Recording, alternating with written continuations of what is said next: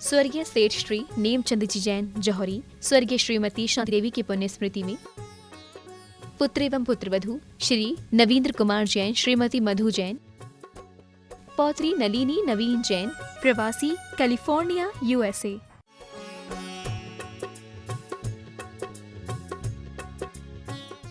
भगवान जिनेंद्र देव विहार करते हुए साथ में देव शास्त्रु के का श्री सानिध्य एक सतेंद्रों से पूजित भगवान जिनेंद्र देव इस भव्य और विराट शोभा यात्रा में चलेंगे। इस शोभा यात्रा में 100 इंद्र होंगे एक साथ। परम पूज्य मुनि पुंगव सुधा सागर जी महाराज का श्री सानिध्य, प्रधान प्रतिष्ठाचार्य श्री प्रदीप भैया बाल ब्रह्मचारी महावीर भैया का मार्गदर्शन और ये एक ऐसा अवसर जहां आप इन तक अपने नाम पहुंचा सकते हैं। सतेंद्रों के साथ ही साथ 32 मुकुटबद्ध राजा मंडलेश्वर महामंडलेश्वर में अपना नाम देकर आप यह पुण्य का सौभाग्य अर्जित कर सकते हैं। आप सौभाग्य अर्जित कर सकते हैं अपनी बेटियों को अष्टकुमारी बनाकर, अपने बेटा बेटियों को लोकांतिक देव और अष्टकुमारियों में सम्मिलित कर यह सौभाग्य अर्जित कर सकते हैं। इस ऐतिहासिक अवसर को आप यदि दूर दराज देश दुनिया के किसी भी देश में बैठे हैं तो आप पुण्य अर्जित कर सकते हैं। ऐसे जो पदयात्री होंगे जो लगातार भगवान जिनेंद्र देव की शोभा यात्रा में चलेंगे, उनका आतिथ्य सत्कार कर पुण्यार्जक, भोजन के पुण्यार्जक बनकर आप ऐतिहासिक अवसर का लाभ ले सकते हैं। आइए कि हम चलें परम पूज्य गुरुदेव के चरणों की ओर, जिनके श्रीमुख से हमारी जिज्ञासाओं का समाधान होगा। पूज्य गुरुदेव से प्रार्थना जिज्ञासाओं की। अपराह्निक प्रक्षणा स्वाध्याय वेलायाम श्री काव्यशरणं करो।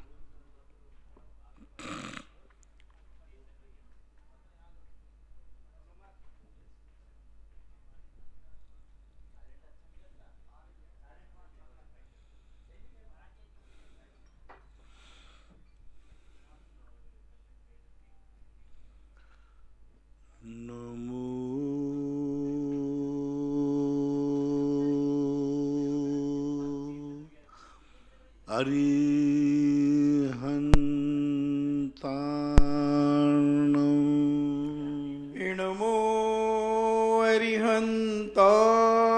अरिहन्ताणं नमो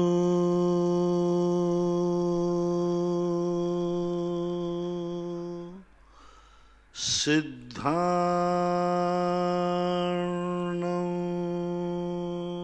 नमो सिद्धार्णं नमो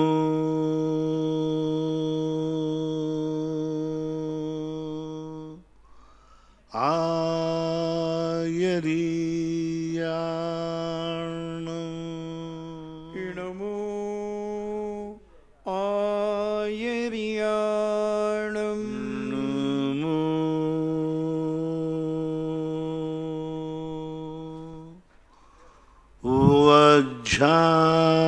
वज्झायाणं नमो उबज्झायाणं नमो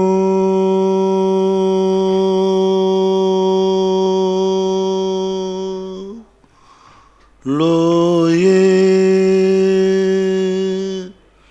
सव साहूर्णं नमो लोये सब्बे साहूणं। पंच परमेष्टि भगवान की जय। आचार्य श्री गुरुवर कुंद कुंद महाराज की जय। आचार्य श्री गुरुवर विद्यासागर महाराज की जय। परम पूजनीय निर्यापक श्रवण मुनि श्री सुधा सागर जी महाराज की जय हो। श्री गंभीर सागर जी महाराज की जय। जिज्ञासा के लिए श्री जिज्ञासुगण एवं श्रोतागण पूज्य श्री को नमोस्तु करें। जिज्ञासा प्रारंभ करते हैं। अतिशय जैन मागरोल से पूछते हैं, नमोस्तु गुरुदेव, निर्विकल्प अवस्था कर्मों के अभाव में बनेगी या सद्भाव में? पूर्ण निर्विकल्प अवस्था तो कर्मों के अभाव में ही बनती है। इसलिए अव्यावाद सुख जो है वह सिद्धों में ही घटित होता है। अव्यावाद सुख का अर्थ होता है समस्त बाधाओं से रहित। और ज्ञान चेतना जो निर्विकल्प रूप है, पूज्यवर कुंदकुंद भगवान ने श्री पंचास्तिकाय के अंदर उन्होंने स्पष्ट उल्लेख किया, पाणिद मदिकंताणम नानम विंदंती जे जीवा, जो प्राणों से अतिक्रांत हैं वही ज्ञान चेतना में है, और जो ज्ञान चेतना में रहते हैं वही निर्विकल्प दशा है। तो वास्तविक रूप से तो सिद्धों में ही घटती होती है, लेकिन अरहंतों की भी निर्विकल्प दशा बनती है, लेकिन वह निर्विकल्प दशा अव्यावाद सुख को प्राप्त नहीं होने देती, इतनी पूर्ण निर्मल नहीं है। 4 घातिया कर्म नष्ट हो गए, फिर भी वे अभी शुद्ध को जान रहे हैं, शुद्ध का अनुभव नहीं कर रहे। शुद्ध परम पारणामिक भाव अभी उनको प्रकट नहीं हुआ, क्योंकि अभी उनके औदैहिक भाव बैठा हुआ है। जब तक औदैहिक भाव बैठा है तब तक आत्मा निर्विकल्प नहीं हो सकती। औदैहिक भाव का अर्थ ही है कि हमें उस निमित्त के अधीन अपना परिणमन करना पड़ेगा, और असिद्धत्व जो है 14वें गुण स्थान तक एक औदैहिक भाव ऐसा है जो 21 औदैहिक भावों के अंतर्गत असिद्धत्व भी एक औदैहिक भाव है, जिसकी परिणति 14 गुण स्थान तक चलती है। और औदैहिक भाव का अर्थ ही है निर्विकल्पता को नहीं होने देना। अब रही बात अपन और हमारे विकल्प और द्वंद्वों की बातें, तो ये बहुत स्थूल है। ये मैंने एक सिद्धांत की बात कही। अब बाकी तो अपन कोई भी कहते भैया मैं तो निर्विकल्प हूं, ये निर्विकल्पता नहीं है। औपचारिक निर्विकल्पता कही जाए तो 6ठे गुण स्थान तक विकल्प है। करोति, भवति और अस्ति, ये 3 क्रियाएं होती हैं। एक करोति रूप विकल्प होता है जो 6ठे गुण स्थान तक करोति क्रिया चलती है। 7वें, 8वें और 9वें गुण स्थान में भवति क्रिया चलती है। करता नहीं है कुछ व्यक्ति, होता है। विकल्प करता नहीं है, विकल्प होता है। भय करता नहीं है, भय का कर्म का उदय होता है। राग द्वेष आदि भाव करता नहीं है, लेकिन होती है। कसाय करता नहीं है, कसाय होती है। और तीसरी क्रिया होती है अस्थि रूप, जो 10वें गुण स्थान में घटित होती है। वहां कसाय होती नहीं, कसाय है, मात्र है, अस्तित्व मात्र है, सूक्ष्म लोभ का। तो इस अपेक्षा से यदि हम विकल्प और निर्विकल्प दशा को विभाजित करेंगे तो फिर इसके अनेक अनेक बीच में स्टॉप देना पड़ेंगे, तब है। बाकी वास्तविक निर्विकल्पता तो है। वैसे 6 ढालाकार में कहा ही है, स्पष्ट ही कहा कि मोक्ष मार्ग में निराकुल भाव है। आत्म को हित है सुख, सो सुख आकुलता ने कहिए, आकुलता शिव माही न तास है। कितनी बड़ी बात कही है, स्पष्ट इन्होंने सबको दिया। आकुलता जो कहाँ नहीं है, शिव माही, मोक्ष में नहीं है। जो कुंदकुंद भगवान कह रहे थे उसी बात को पंडित जी साहब ने दोहरा दिया। मां संसार में तो आकुलता ही है, यानी उन्होंने 14वें गुण स्थान को भी वक्षित नहीं किया। 6 ढालाकार खुद कह रहे हैं निराकुलता सो माही ताते शिवमग लाग्यो चाहिए, यानी शिव मार्ग में भी निराकुलता नहीं है, आकुलता है। लेकिन मोक्ष में निराकुलता है, इसलिए मोक्ष मार्ग पर लगना चाहिए। इस प्रकार से इसको चारों तरफ से समझना चाहिए। इन्हीं का दूसरा प्रश्न, निज आत्मा के साथ संबंध भी क्या बंध का कारण है? निज आत्मा के साथ संबंध क्या बंध का कारण है? निज आत्मा के साथ संबंध होता ही नहीं। निज आत्मा का संबंध फिर आपको गुण गुणी भेद करना पड़ेगा। इसे पूज्यवर कुंदकुंद भगवान ने तादात्म्य संबंध कहा है। तादात्म्य संबंध जो आत्मा का आत्मा से नहीं होता, गुण और गुणी का तादात्म्य संबंध होता है। तो निज आत्मा का संबंध आप बनाना चाहते तो आप कौन हैं? जो निज आत्मा, क्या निज आत्मा आपके वाक्य से द्वित्व की झलक आ रही है। संबंध दो में होता, एक में नहीं होता। तो निज आत्मा से तो संबंध बनाना है, वो तो ठीक हो गया। अब बनाने वाला कौन है? निज आत्मा से संबंध बनाने वाला कौन है, वो तो नाम बताओ। जो संबंध बनाने वाला है वो पहले निर्धारित करो। आप ज्ञान बना रहा है, दर्शन बना रहा है, कौन बना रहा है? तो संबंध तो दो में होगा, व्यवहार में होगा, निश्चय में तो गुण गुणी भेद ही नहीं होता, वहां तो अभेद होता है। ऐसा क्या कारण है कि चार लब्धियां भव्य अभव्य दोनों को हो जाती हैं और करण लब्धि केवल भव्य को ही होती है, क्यों? उसका मूल कारण है कि अभव्य मिथ्या दृष्टि लोभ में आ जाता है और वो सोचता है कि हमें थोड़े से विशुद्ध भाव करने से हमें बहुत बड़ी उपलब्धि हो पाएगी। धर्मात्मा लोग ही धर्म नहीं करते, पापी लोग भी धर्म करते हैं, अधर्मी लोग भी धर्म करते हैं। मंदिर अच्छे लोग ही नहीं जाते, दुर्जन लोग भी जाते, डाकू लोग भी मंदिर जाते, तुमसे ज्यादा अच्छा मंदिर जाते, लेकिन डाका डालने के लिए। रावण भी धर्मात्मा था, लेकिन पापी की रक्षा करने के लिए। रावण बराबर धर्मात्मा तो कोई था ही नहीं, लेकिन उसका रूप क्या था? धर्मात्मा का नाश हो, अधर्मी का विजय हो। जो दूसरे की स्त्री उठा के लावे उसकी तो रक्षा करो, और जो अपनी खुद की स्त्री की रक्षा करे, हे भगवान उसका नाश करो।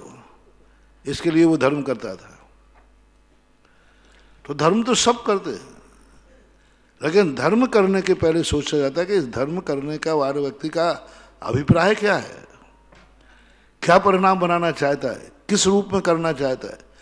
तो जब हम उस परिणाम को पकड़ेंगे तब कहीं जाकर के उसको संबंध बनाने के लिए हमें पहले स्वयं को पहचानना पड़ेगा।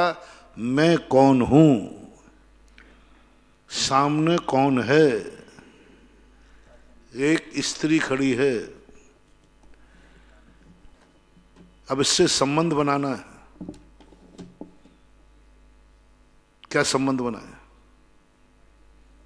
पहले तुम देखो तुम कौन हो, तुम्हें क्या अनुभूति हो रही? मुझे बेटे की अनुभूति हो रही। देखो वो मां है कि नहीं। एक ही स्त्री है, दो स्त्रियां नहीं है। अब कितने संबंध बन गए? बेटे ने मां का संबंध बना लिया, वहीं पति खड़ा था, उसने कहा मेरी पत्नी है, पत्नी का संबंध बन गया। वहीं भांजा खड़ा था, उसने कहा मेरे मामा जी हैं, मामा का संबंध बना गया। वहां बहन खड़ी थी, उसने कहा मेरे भैया है। वहीं दोस्त खड़ा था, उसने कहा मेरा मित्र है। व्यक्ति एक है।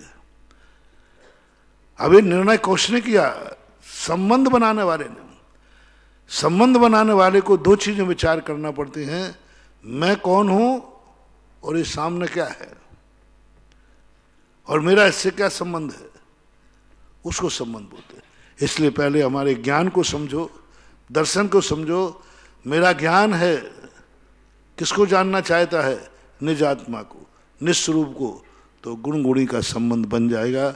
इसे तादात्म्य संबंध भी कहते हैं, अविनाभाव संबंध भी कहते हैं।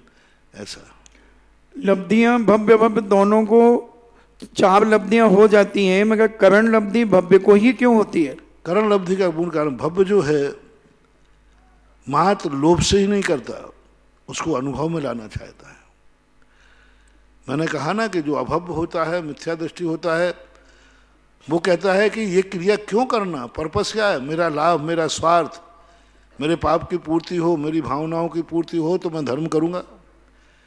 99% लोग धर्म करते हैं अपनी सांसारिक इच्छाओं की पूर्ति के लिए। 99 कह रहा हूं, हर संप्रदाय में सब लोग अपने अपने मन से पूछ लो, जितना तुमने धर्म किया है उसके पीछे कोई ना कोई आपकी इच्छा जरूर छुपी है, कोई ना कोई इच्छा छुपी है। उस कारण से आप धर्म कर रहे हो। लेकिन जो सम्यक दृष्टि ज्ञानी जीव होता है, वो कहता है मेरी कोई अपेक्षा नहीं, मुझे धर्म का स्वरूप समझना है। मुझे धर्म का स्वरूप समझना है बस। मुझे धर्म से कुछ नहीं चाहिए, मुझे धर्म चाहिए। वही वाली बात जो एक दिन मैंने कही थी, पांडव और दुर्योधन में क्या अंतर है। दुर्योधन कृष्ण जी के पास पहुंचा, कृष्ण जी ने दो हिस्से कर दिए, एक और मैं हूं, एक और मेरी सेना है। दुर्योधन कहता है मुझे आप नहीं चाहिए, मुझे सेना चाहिए। अर्जुन कहते हैं मुझे सेना नहीं चाहिए, मुझे आप चाहिए।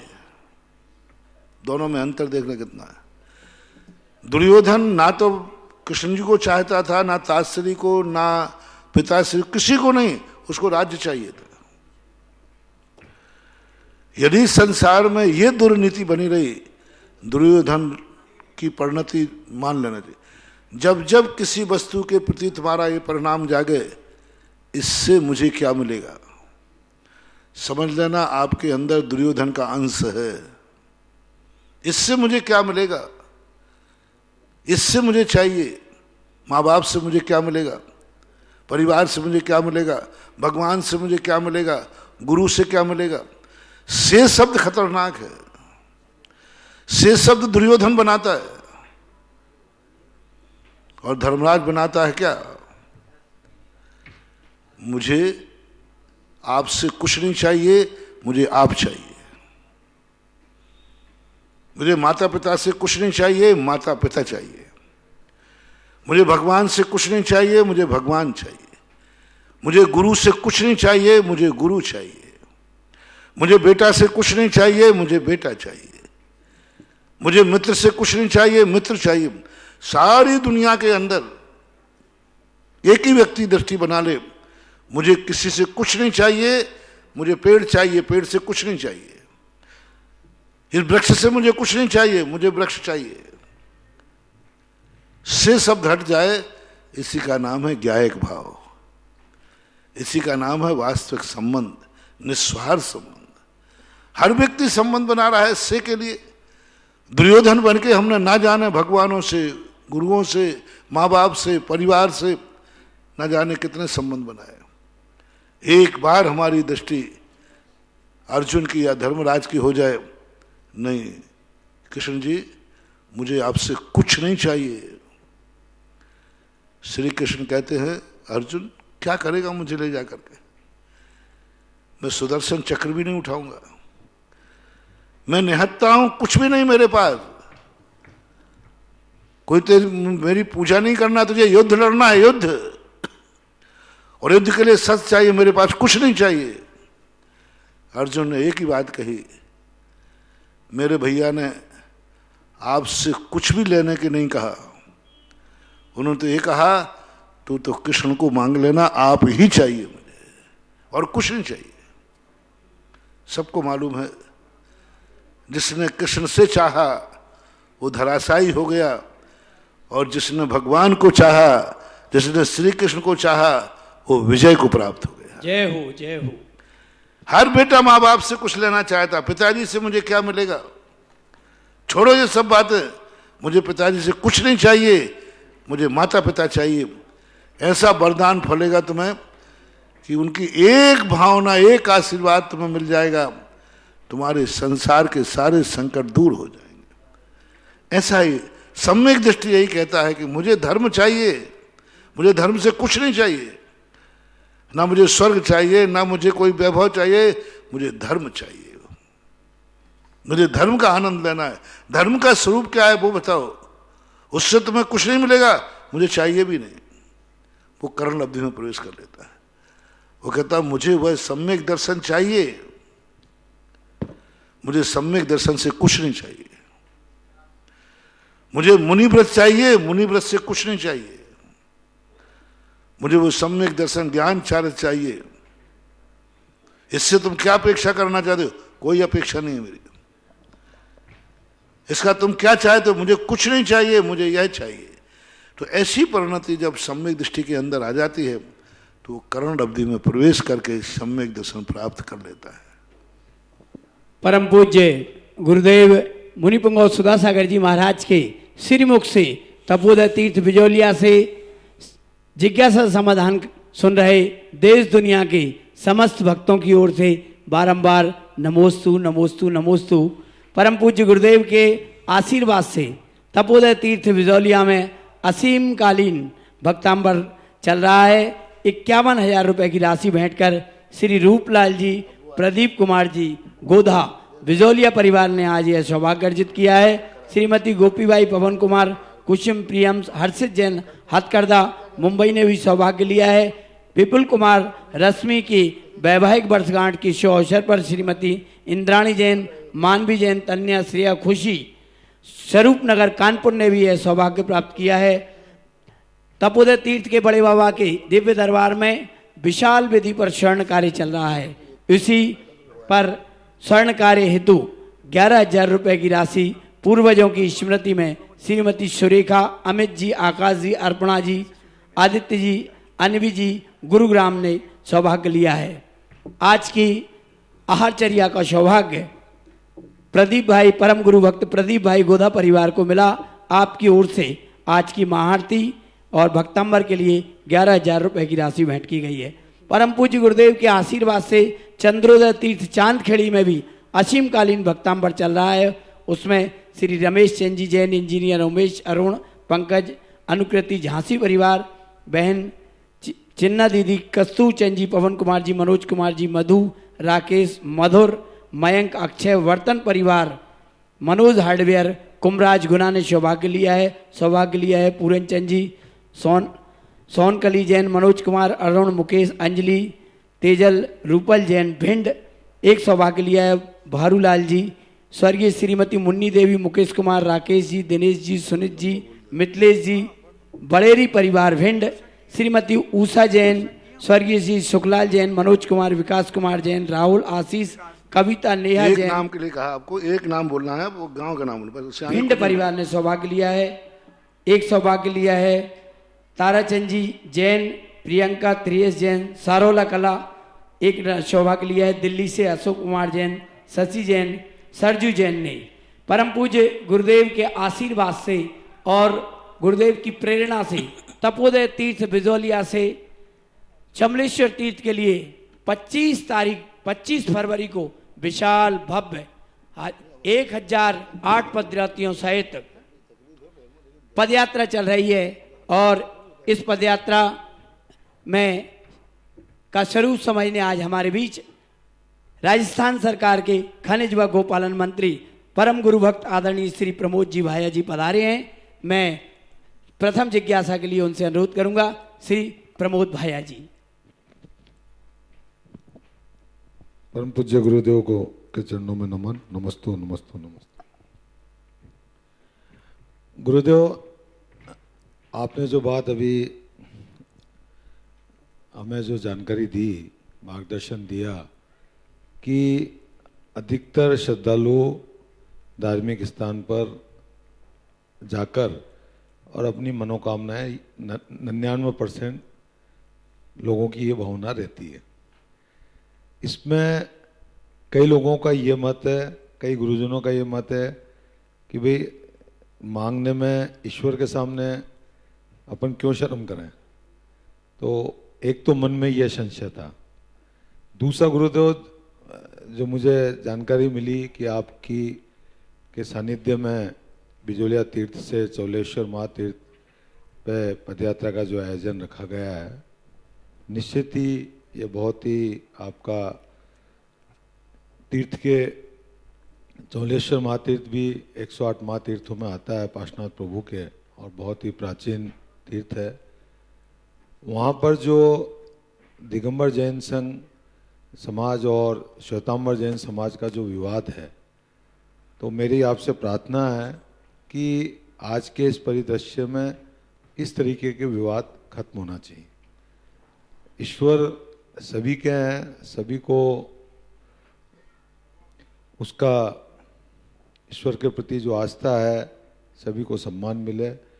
तो मेरी तो आपसे यही प्रार्थना है कि आप जब वहाँ पधार रहे हैं तो वो विवाद जो बरसों से चला आ रहा है हम भाइयों में, वो विवाद आपके आशीर्वाद से खत्म हो। पुनः आपके चरणों में ढो। जहाँ तक पहले प्रश्न की बात है, मेरा सिद्धांत है,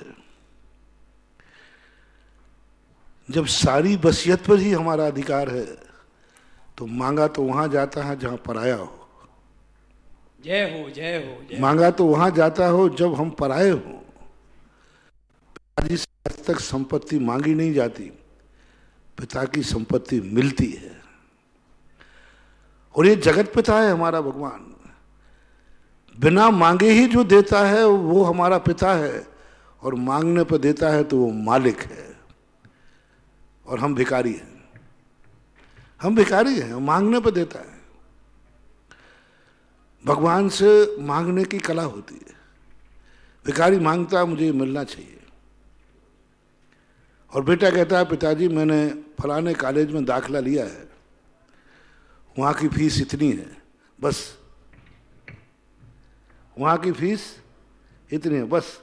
अब पिताजी से आगे नहीं बोलेगा पिताजी आप फीस दे दो ना, पराया हो गया।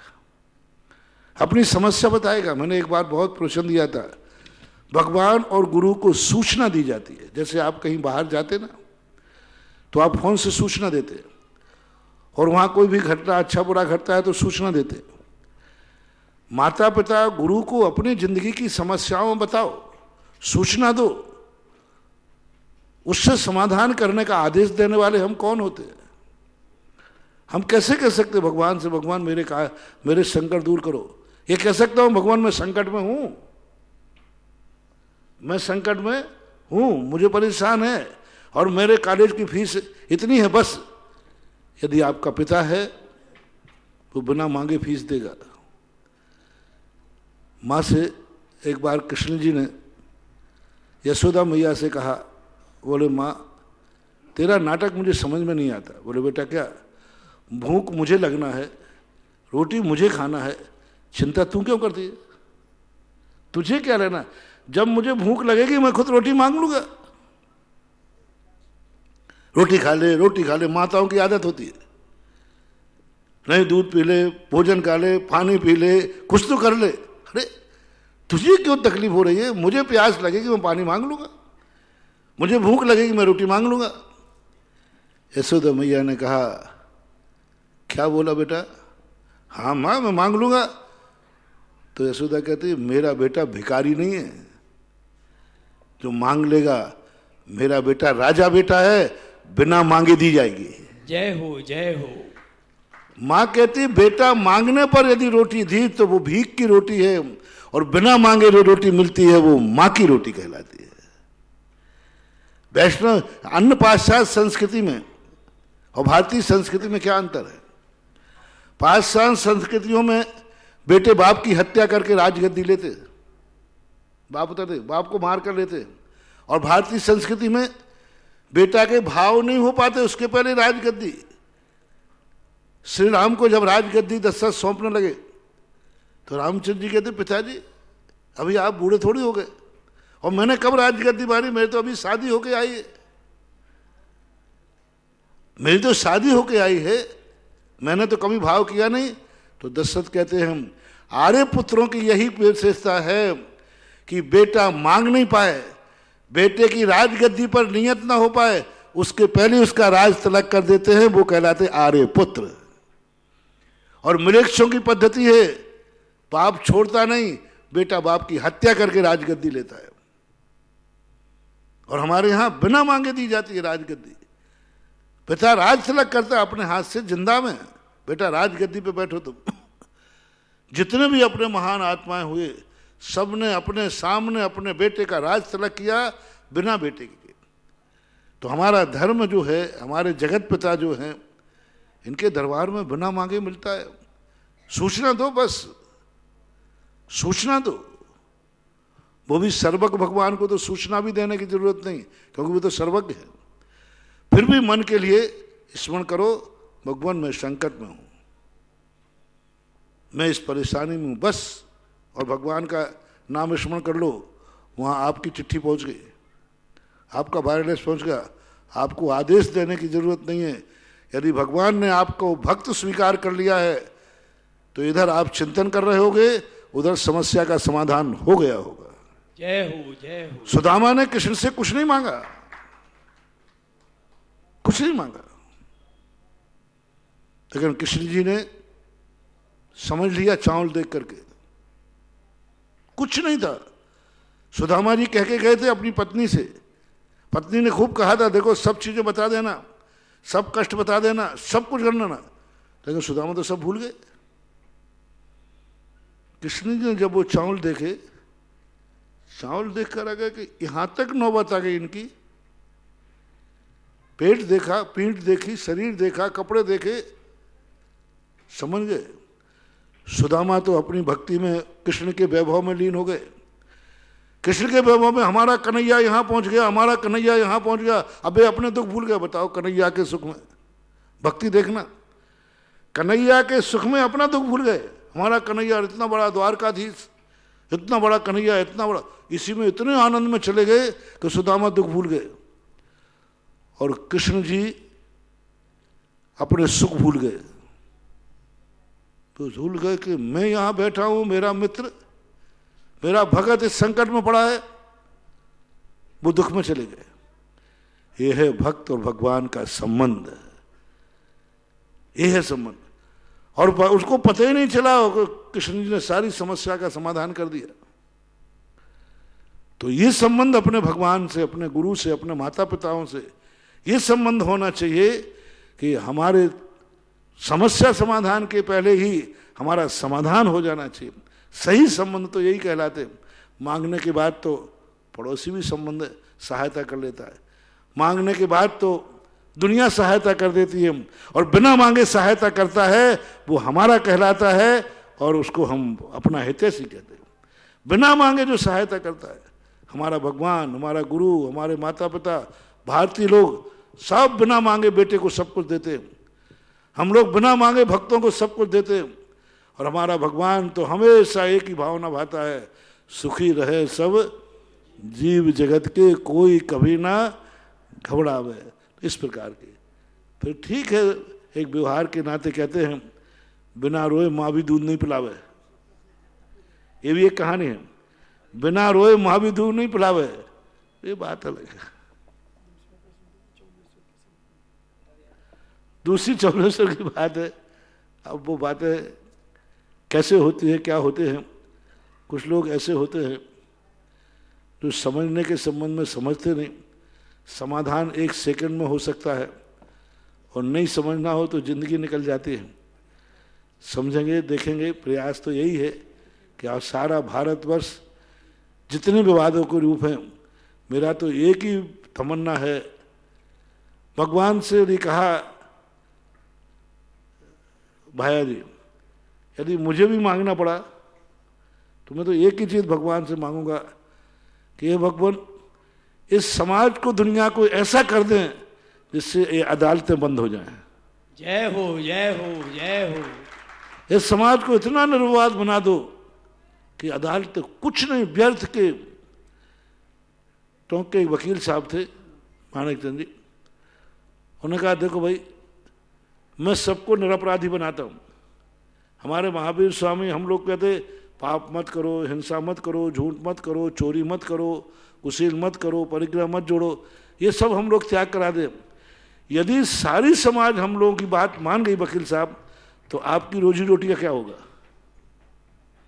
कि कोई अपराध ही नहीं करेगा। तो उन्होंने कहा महाराज जी, दुनिया में 2 मूर्ख जिंदा जब तक हैं तब तक वकील भूखों नहीं मरेगा। 2 मूर्ख जिंदा है तब तक वकील जिंदा नहीं मरता। मतलब पूरे अदालत में मूर्ख ही जाते हैं, ज्ञानी अदालत में नहीं जाते। मूर्ख ही जाते हैं, अज्ञानी जाते हैं। तो मूर्खों की दुनिया को खत्म करने का सोच रहा हूं। बहुत अच्छा भाव है, प्रयास अपन सब मिलके करेंगे, कोई अच्छा होना ही चाहिए। परम पूज्य गुरुदेव के परम भक्त और हमेशा गुरुदेव के चरणों में समर्पित रहने वाले राजस्थान सरकार के खनिज एवं गौपालन मंत्री आदरणीय श्री प्रमोद भाया जी, जिनके प्रयास से अनेक गौशालाएं संचालित हैं, पशुशाला, भोजनशाला पूरे राजस्थान में संचालित हैं। आज ऐसे का पूज्य गुरुदेव कमेटी अभिनंदन करते हुए अपने आप को गौरवान्वित महसूस कर रही है। मैं आदरणीय भाई जी से अनुरोध करूंगा वो पूज्य श्री के श्री चरणों में श्रीफल भेंट कर शुभ आशीष प्राप्त करें। और तपोदय बिजोलिया कमेटी के अध्यक्ष श्री लाभचंद जी पटवारी, श्री विकास जी, श्री मनोज जी गोदा, श्री बालचंद जी टोला, श्री तेजमल जी साहब से अनुरोध करूंगा। साथ ही इस महोत्सव के सौधर्मेंद्र आदरणीय श्री गुणसागर जी एवं श्री आदरणीय श्री प्रकाश जी गोदा साहब महामंत्री जी से अनुरोध करूंगा वह माननीय मंत्री जी का तपोदय तीर्थ की गौरवमयी परंपरा के अनुरूप भव्य स्वागत और अभिनंदन करें। और जिज्ञासा के लिए आदरणीय श्रद्धेय माया दीदी से निवेदन करूंगा कि वे अगली जिज्ञासा रखेंगी। इसी बीच हमारे बीच राजस्थान सरकार के मंत्री और उनके साथ पधारे आदरणीय श्री गौतम जी जैन, उनसे भी निवेदन करूंगा वह पूज्य श्री का शुभ आशीष श्रीफल भेंट कर शुभ आशीष प्राप्त करें। आदरणीय भैया जी परम पूज्य गुरुदेव के परम भक्त तो हैं ही, लेकिन जब भी जैन तीर्थ हो या कहीं भी कोई भी गुरुदेव का आदेश मिले तो तत्काल प्रभाव से आदरणीय भैया जी अपनी उपस्थिति ही दर्ज नहीं कराते, बल्कि सभी कार्यों को सफल बनाने के लिए प्रयासरत रहते हैं। परम पूज्य वात्सल्य मूर्ति निर्यापक श्री इस अवसर पर मैं आदरणीय परम पूज्य वात्सल्य मूर्ति निर्यापक श्रवण मुनि पुंगव श्री सुधासागर जी महाराज जी के चरणों में बारंबार नमोस्तु नमोस्तु नमोस्तु। मुनि श्री जी, हमारे मन में एक जिज्ञासा है कि अभी हमारे साथ की बहन ब्रह्मचारिणी साधना दीदी की समाधि हुई, लेकिन लोग कहते हैं कि इतना शुद्ध भोजन करने वाले मतलब त्यागी व्रती बहनें या कोई भी, और उनके लिए ऐसी बीमारियां हो जाती हैं, तो इसमें अपने मतलब बाहरी निमित्त की मतलब वो है या फिर अंदर की उपादान या कर्मों की शक्ति है, इसको क्या मानना चाहिए? जो कोई भी असाता कर्म का उदय आता है निमित्त से भी आता है और अंदर उपादान से भी आता है। अपन लोग तो पंचम काल के जीव हैं। तद्भव मोक्षगामी कोटिभट्ट राजा श्रीपाल को भी बीमारी हुई, सनत कुमार चक्रवर्ती भी बीमार हुए। किस प्रकार की स्थितियां हैं? तो अतीत के पड़े हुए जो कर्म होते हैं वे कर्म कभी कभी हमारे लिए इतने घातक बन जाते हैं कि हम कितनी भी शुद्धता से रहें, कितनी करें, लेकिन कर्म अपने अतीत के किए हुए कर्मों का दंड दे ही देता है। हमें वर्तमान दिखता है, जितने महापुरुषों पर उपसर्ग आए, संकट आए, अपन को ऐसा लगा कि इनका महान जीवन कितना अच्छा है, लेकिन जब अतीत अपन उठा के देखते हैं तो कहीं ना कहीं से कोई बात ऐसी आती है, कभी ना कभी कोई बात ऐसी परिणति बनती है जिससे कि ऐसे विषय बन जाते हैं। देखो अपने मर्यादा पुरुषोत्तम राम जो आज दुनिया के सबसे बड़ी शक्ति थी, इतनी बड़ी शक्ति होकर के भी सबसे ज्यादा दुख में रहे। राम जैसा कोई धर्मात्मा था नहीं, क्योंकि श्री राम को हर संप्रदाय ने अपने में स्थान दिया। वैष्णव दर्शन में रामचंद्र जी की जितनी चर्चा होती है ब्रह्मा विष्णु महेश से भी आगे, जैन दर्शन में 24 तीर्थंकरों से भी ज्यादा रामचंद्र जी के ऊपर साहित्य लिखा गया, पुराण लिखे गए। महावीर स्वामी पर इतने पुराण नहीं लिखे जितने रामचंद्र जी के ऊपर लिखे। बौद्ध में हर संप्रदाय ने, यानी रामचंद्र जी का जीवन एक ऐसा आदर्श था जिन्हें हर दर्शनकार ने अपने साहित्य को उच्च स्थान दिया। लेकिन उन जैसा कोई धर्मात्मा नहीं और संसार में उन जैसा कोई दुखी नहीं। संसार का सबसे सारे संकट दुख सब उन्हीं के ऊपर थे।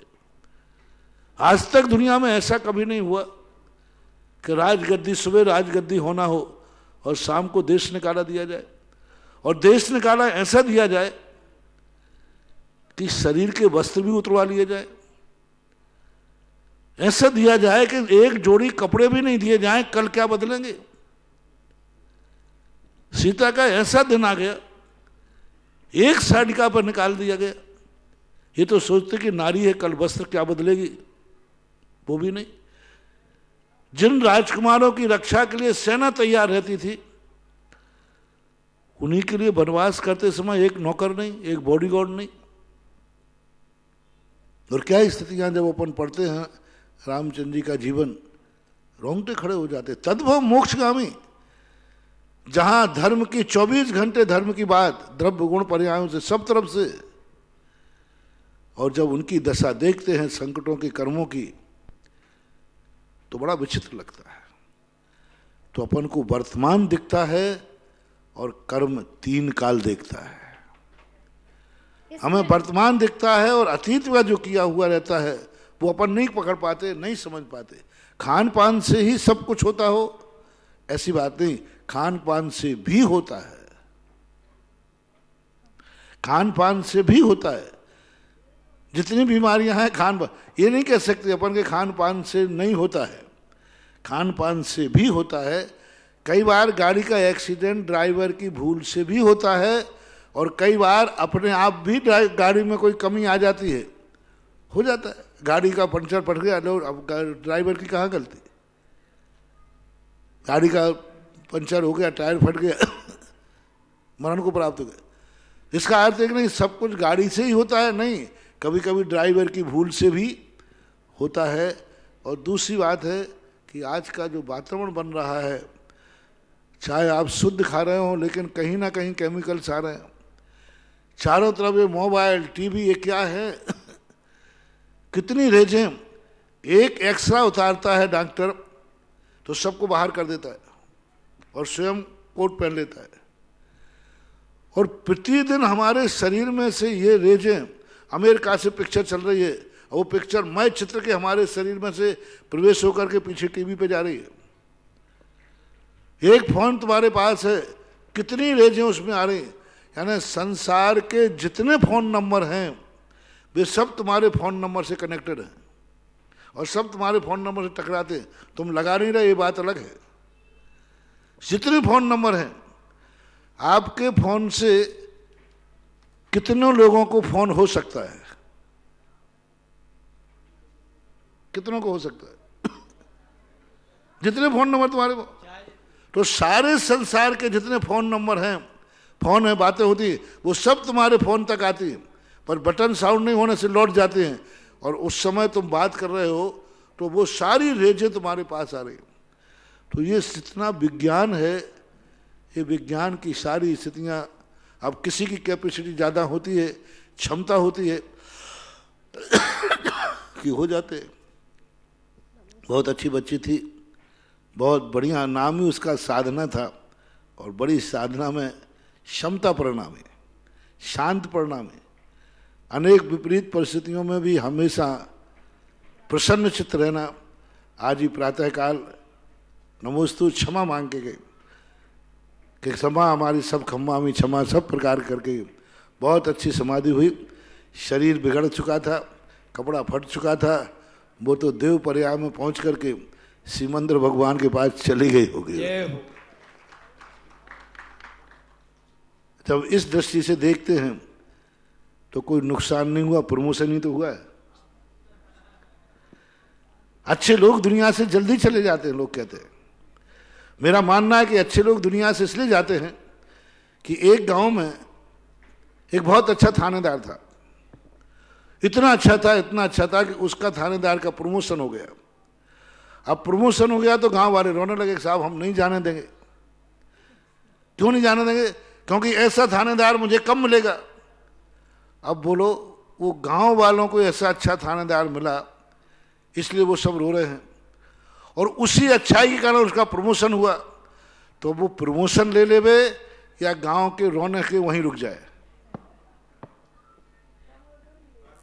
बस जितने ये अच्छी तरह से जाते हैं, ये इसलिए चले जाते हैं प्रमोशन से, और अपन सोचते क्या हो गया, अरे कुछ नहीं हो गया, प्रमोशन हो गया, ऐसा मानना चाहिए। अगली जिज्ञासा रखेंगी नेहा जैन इंदौर, और तैयार रहेंगे दीपक जैन मंडी बामोरा। नेहा जैन इंदौर, शीघ्रता करें।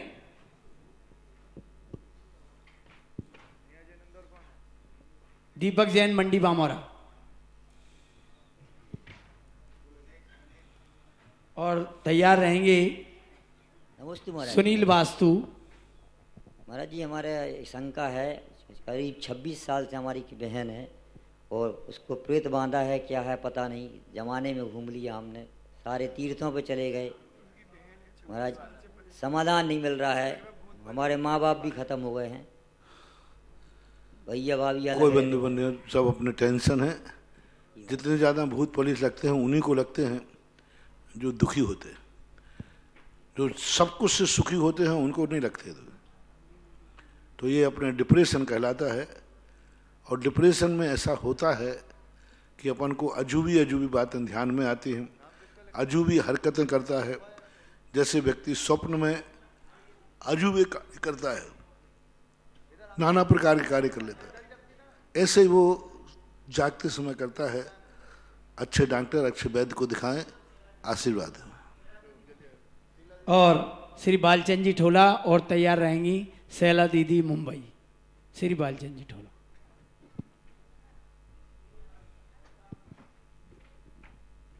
नमोस्तु महाराज जी। महाराज जी पंच कल्याणक में यहाँ पे जो अच्छे से लोग आए गए लॉकडाउन खुलने के बाद बहुत अच्छा लगा। मेरी शंका ये है कि जो जीव कोरोना रूप में मतलब संसार में आ चुका, उत्पत्ति हो चुकी है और सामान्य बीमारी जैसा भी है वो, तो डर तो हमेशा बना ही रहना है उसका। तो उससे अगर अपन बाहर निकल रहे हैं, सब जगह जाना आना संसार में चलेगा तो सही, तो उससे बचने के लिए फिर कैसे धर्म की प्रभावना के लिए और सब काम के लिए फिर कैसे डर कम होगा? डर दो प्रकार का होता है। एक धर्म से दूर ना हो जाऊं, धर्म ना छूट जाए, एक डर है। इसको डर नहीं कहते। जैसे व्यक्ति की सामायिक छूट गई तो उसको बड़ा क्लेश हो रहा है, इसे कसाय नहीं कहते, इसे संक्लेश नहीं कहते। एक बार पूज्य आचार्य महाराज ने कहा, एक व्यक्ति को, एक महाराज को अंतराय आ गया, परिवार को क्लेश हो रहा था।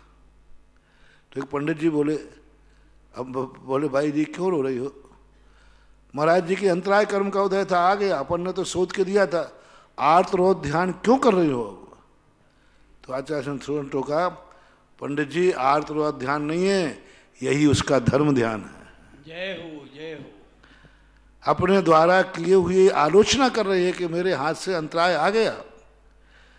तो धर्म की भी, धर्म ना छूट जाए, धर्म छूटने पर जो क्लेश होता है वो आर्तरोध ध्यान नहीं है, वो धर्म ध्यान का ही एक अंश है। भय का वहाँ कहा जा रहा है कि व्यक्ति ऐसे गलत कार्य कर रहा है जिसको किसी को पता ना चल जाए, यानी गलत कार्य करते समय जो भय है, यही भय कहलाता है। अच्छे कार्यों से निर्भय होना ये सम्यक दर्शन नहीं, सत्य भय विमुख का जो कहा है वो इसी अपेक्षा से कहा कि संसार के गलत कार्यों को करते समय जो डर लगता है वही तुम्हारे सुख में बाधक है। बाकी तो संसार भीरु कहा मुनि महाराजों को, संसार भीरु शब्द का उपयोग किया, तो ऐसी बात नहीं, ऐसा मानना चाहिए। महाराज जी नमोस्तु। कितने लोगों को इस समय में जो 8-9 महीने का टाइम रहा, मंदिर जाना छूटा, अब वो जो मतलब 70-80 उम्र के थे, उन लोगों को बहुत डर घुस गया कि मंदिर में जाने से भी ऐसा होगा, तो उनको कैसे उनका भय भी दूर हो जाए अब, क्योंकि अब तो मंदिर सब खुल ही गए हैं भारत में। भय मतलब मंदिर जाने से डरने लगे हैं, कितने लोग पूछते हैं कि अब हम क्या करें। वो तो डर जरूरी था। नहीं, अब तो खुल चुके मंदिर। हाँ, तो अब क्या होता है, व्यक्ति को अच्छे मार्ग पर लाने पर जिंदगी लग जाए और बुरे मार्ग पर चला जाए तो लौटाने में जीवन निकल जाए। तो ये अब हो रही है, आएंगे धीरे धीरे आएंगे। अब कोई ऐसी बीमारी आएगी उनको जो मंदिर जाने से ठीक हो गई तो आ जाएंगे। इसलिए जो मंदिर नहीं आ रहे हैं सुन लो रे, यदि तुमने मंदिर जाना और अभिषेक करना प्रति यथावत शुरू नहीं किया तो अब कोई तुम्हें ऐसी बीमारी आएगी, कोढ़ आदि, जो गंधोदक से ही दूर होगी। इसलिए वो बीमारी ना आ पाए उसके पहले शुरू कर दो। हाँ देखो, सब चीजें होती हैं। अब जो यदि जिन लोगों के नियम थे, जिन्होंने जा रहे थे वो सब, और जो नहीं जा रहे थे वो भी, सब लोग तुरंत करो। यही तो तुम्हारी परीक्षा है कि तुम मजबूरी में मंदिर छूटा है या कि तुम छूटने का इंतजार कर रहे थे। जो लोग अब भी मंदिर नहीं जा पाए कोरोना हटने के बाद भी, इसका अर्थ है कि मंदिर का उनको भार था, भगवान की भक्ति उनकी भार थी, वे कोई बहाना ही ढूंढ रहे थे। और यदि अंदर आत्मा की परिणति होती तो एक एक दिन निकालना मुश्किल हो जाता।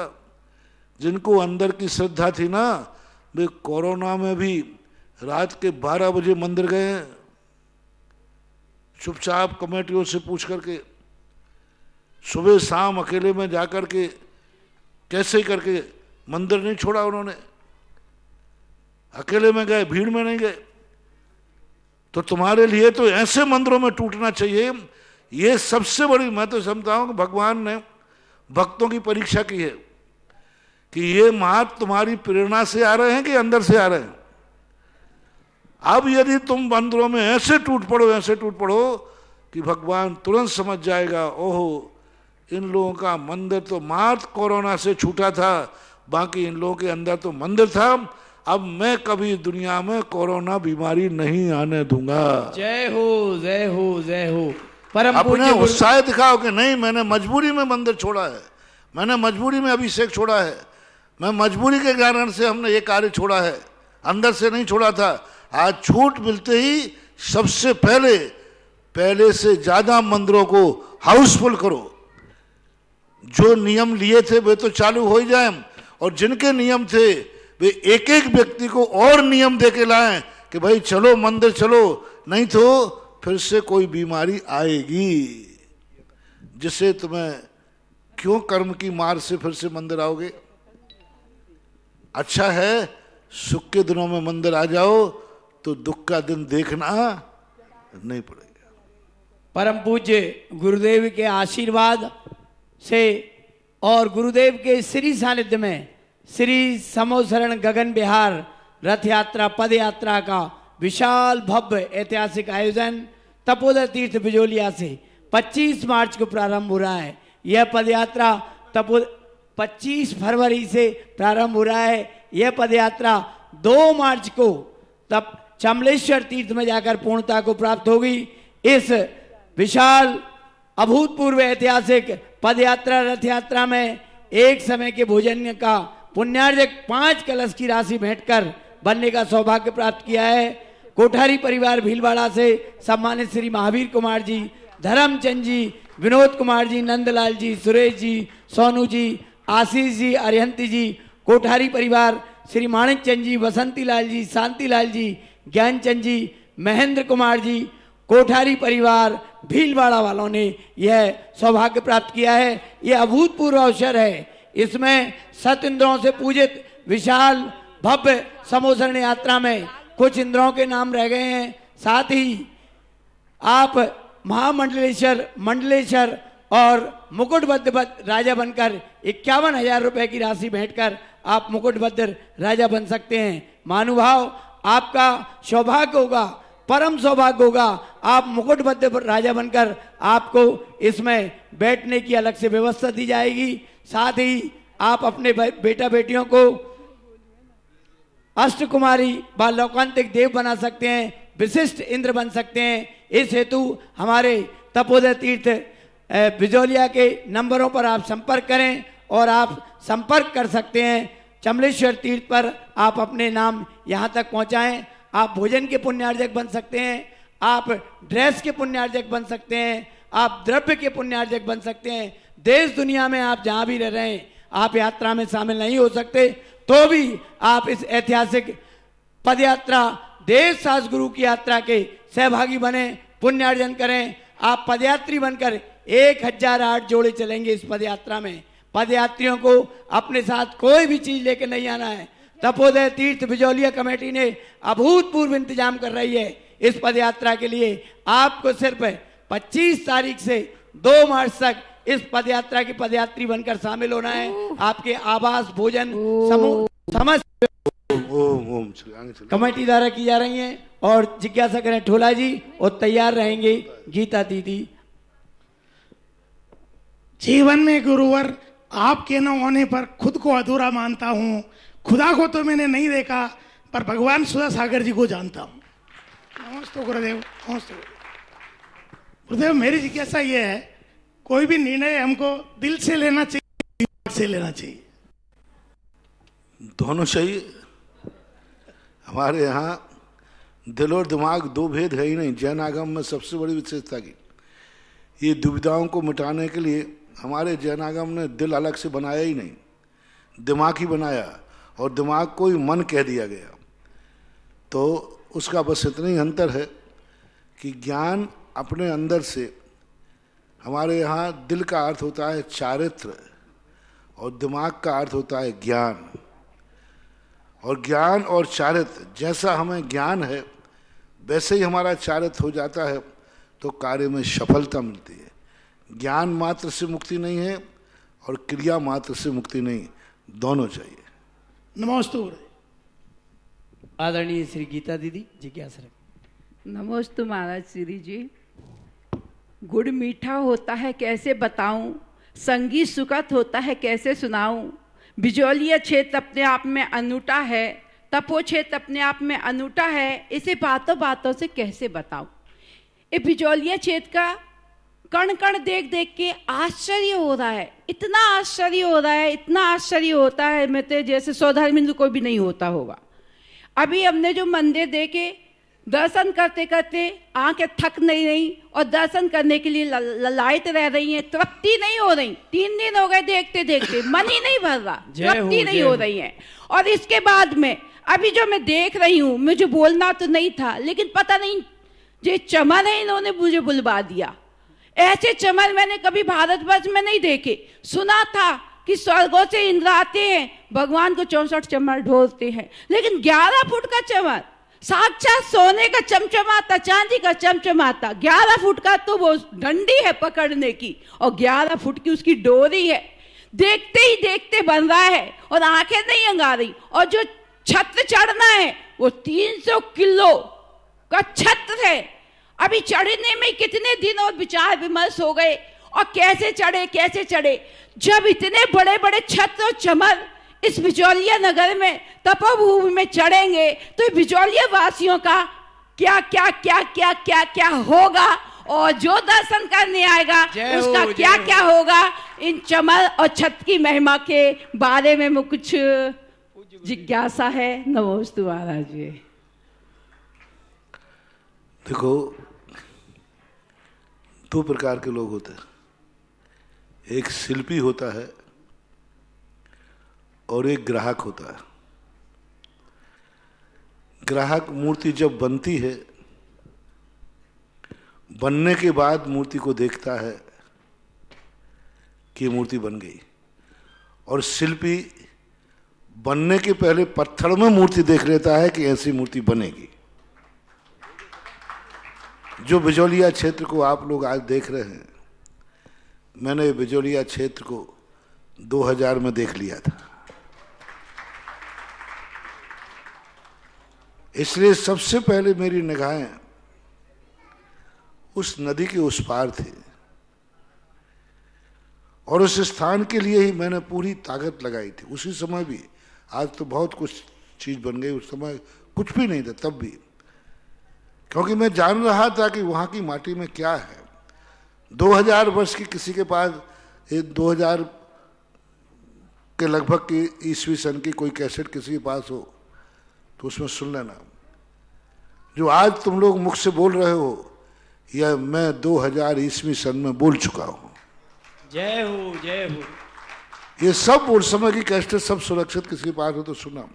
बार बार मैं यही कहता था कि यह जो चीज बनी है अभी बनना बहुत बाकी है, और जो स्थितियां आज हम देख रहे हैं तपोदती क्षेत्र की, यह क्षेत्र एक दिन अपने आप में, अभी तो ये शुरुआत है, जैसे अभी तो पता नहीं और इसमें क्या क्या और होने वाला है। जय हो जय हो। अभी तो अतिशय की शुरुआत है, अब तो एक दिन यहाँ अतिशय की बरसात होगी। और विश्व का हर व्यक्ति एक दिन बिजोलिया तपोदय तीर्थ क्षेत्र में भोग दे करके ही अपने जीवन को धन्य मानेगा। और उसी के अनुसार इसका वैभव, इसकी व्यवस्थाएं विस्तार लोग शुरू से कहते आए, महाराज जी इतना सब आप क्यों सोच रहे हो, इतना का क्या होगा, क्या करना है इतना, क्या करना है इतना। और आज वही लोगों को लगा कि क्षेत्र बहुत छोटा है और अभी तो बहुत सारी ऐसी बातें हैं जिनके लिए, और क्षेत्र इतना बड़ा है। बिजोलिया में तीर्थ क्षेत्र की रक्षा के लिए 8-8 ई रिक्शा घूम रहे। मैंने समझा कि कोई शहर में घूम रहे हैं क्या। हाँ, अभी ये मेले में नहीं आए, एक दिन वो आएगा कि कमेटी को भी ई रिक्शा रखना पड़ेगा, क्योंकि इतने सारे मंदिरों को करेगा, दर्शन करते करते वो थक जाएगा। तो ये सब चीजें धर्म का अतिशय समझने के लिए धर्म के अंतरंग उतरना पड़ता है। आत्मा की परिस्थितियां कई बार ऐसी होती हैं, परिस्थितियों को अनुकूल बनाना सबसे बड़ा कठिन होता है। परिस्थितियां अनुकूल बन जाएं और उस अनुकूलता में व्यक्ति अपना कार्य कर ले, वही सबसे बड़ी कुशलता कहलाती है। छत्र सबसे पहले, सबसे बड़ा छत्र इसी बिजोलिया में बना था पारसनाथ भगवान का। उस समय सबसे बड़ा, उस समय दुनिया में इससे बड़ा छत्र नहीं था, सबने नकार दिया था। फिर दूसरा छत्र बना चांदी का कोटा के अंदर, और आज जो छत्र है वो भी विश्व का सबसे बड़ा छत्र। जय हो, जय हो। बिजोलिया से कुछ ऐसी शुरुआत होती है जो कुछ अलौकिक। आज चवर की बात आई, चवर सबसे बड़ी चीज, बनाने वाले ने कितनी श्रद्धा भक्ति से उसको आकार रूप दिया। अपन तो देख रहे हैं, बनाने वाले बबलू ने, विजय कटनी ने क्या सोचा होगा। ना तो किसी ने आर्डर दिया, ना किसी ने कहा, अपनी बुद्धि से ही उन्होंने इस प्रकार का रूप दिया जो कि आज चवर भी प्रशंसा के पात्र बन गए। महावीर कुमार धर्मचंद जी कोठारी परिवार अमलदा वालों ने भोजन के पुण्यार्जन का सौभाग्य लिया है। साथ ही वृक्षारोपण में मुकेश कुमार मंजू जैन टोंगिया ने अपना नाम प्रेषित किया है। अभय जैन गया ने नाम दिया है।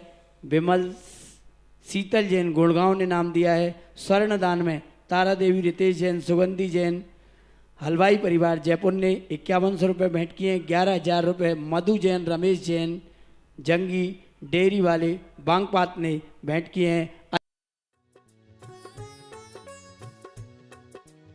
इस कार्यक्रम के पुण्यार्चक थे स्वर्गीय सेठ श्री नेमचंद जी जैन जौहरी, स्वर्गीय श्रीमती शांति देवी की पुण्य स्मृति में पुत्र एवं पुत्रवधू श्री नवींद्र कुमार जैन, श्रीमती मधु जैन, पौत्री नलिनी नवीन जैन, प्रवासी California USA।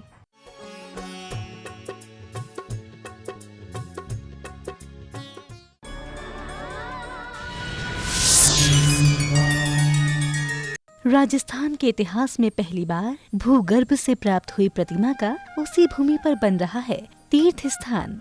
Ajmer Kota main highway पर स्थित श्री आदिनाथ दिगंबर जैन गुणोदय अतिशय तीर्थ क्षेत्र गुड़गांव में विराजमान है। प्रथम तीर्थंकर आदिनाथ भगवान की श्वेत वर्णीय गरिमामय प्रतिमा फाल्गुन माह की पावन अष्टमी को 2 बार भूगर्भ से निकली थी। प्रतिमा निर्यापक श्रमण मुनि पुंगा श्री सुधा सागर जी महाराज के आशीर्वाद और सानिध्य में 1 जनवरी 2016 को श्री सम्मेश शिखर जी से लाई गई माटी को भूगर्भ में स्थापित कर